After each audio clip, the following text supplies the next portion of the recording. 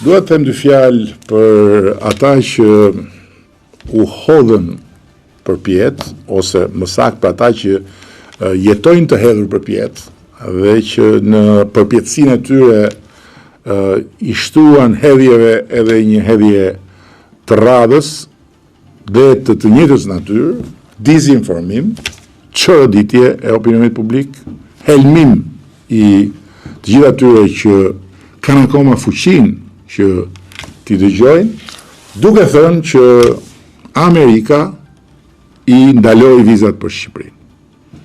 Kjo është e pavërtetë. Shtetet e Bashkuara të Amerikës nuk kanë ndaluar vizat për Shqipërinë.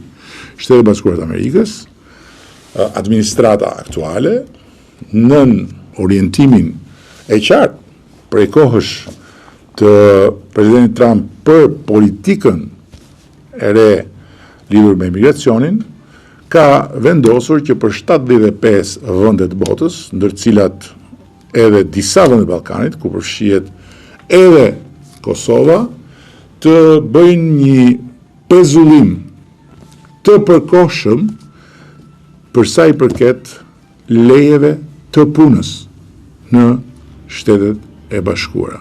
Jo vizave për në Amerikë, po lejeve të qëndrimit në Amerikë për punë. Pasi, për këtë kategori vendesh, kanë vënë re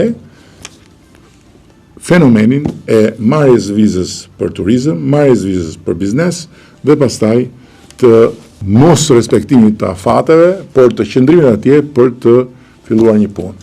Dhe kjo është diçka që shkon në linjën krejt normale të politikës së re të presidentit Trump, dhe që nuk ka pikën e lidhjes me të gjitha ato që u thanë nga ata që hidhen përpjet. Dhe që përsëri kur të bie në tokë, do të shohin se terreni mbi të cilin qëndron është gjithmonë më i rrëshqitshëm. Pra, do të humbin thellë e më thellë, e do hidhen përpjet lart e më lart.